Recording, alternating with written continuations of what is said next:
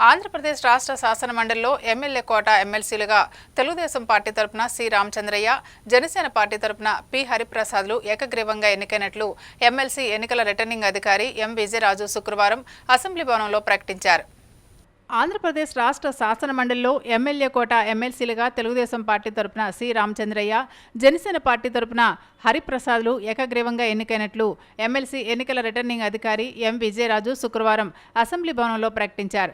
MLA quota కింద రాష్ట్ర శాసనమండలిలో ఖాళీ అయిన 2 స్థానాల భర్తీకి నామినేషన్ల ఉపసంహరణ గడువు శుక్రవారంతో ముగియడంతో కేవలం 2 అభ్యర్థులు అనగా సి రామచంద్రయ్య, పి హరిప్రసాద్లు మాత్రమే నామినేషన్లు దాఖలు చేయడంతో 2 అభ్యర్థులు ఏకగ్రీవంగా ఎన్నికైనట్లు రిటర్నింగ్ అధికారి విజయరాజు ప్రకటించారు. ఈ కార్యక్రమంలో డిప్యూటీ సెక్రటరీ వనితారాణి పాల్గొన్నారు. టీడీపీ ప్రభుత్వ పాలనపై ప్రజలు హర్షం వ్యక్తం చేస్తున్నారని విశాఖ జిల్లా ప్రధాన కార్యదర్శి పొలమరశెట్టి శ్రీనివాసరావు పేర్కొన్నారు.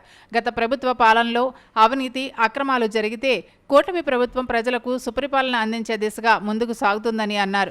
ఇసుకను అధిక ధరలకు విక్రయించడంతో భవన నిర్మాణ రంగం పూర్తిగా కుదేలైందని అన్నారు. టీడీపీ ఇచ్చిన హామీల్లో భాగంగా ఇసుకను ఉచితం చేసి కార్మికులను చంద్రబాబు ఆదుకున్నారని అన్నారు. వాలంటీర్ల వ్యవస్థ లేకపోయినా పెంచిన పింఛన్లు ఒక్క రోజులోనే లబ్ధిదారుల ఇంటికి వెళ్లి అందించారని కొనియాడారు. కనీసం ప్రతిపక్ష హోదా కూడా దక్కించుకోలేని జగన్ చంద్రబాబుపై విమర్శలు చేయడం విడ్డూరంగా ఉందని అన్నారు.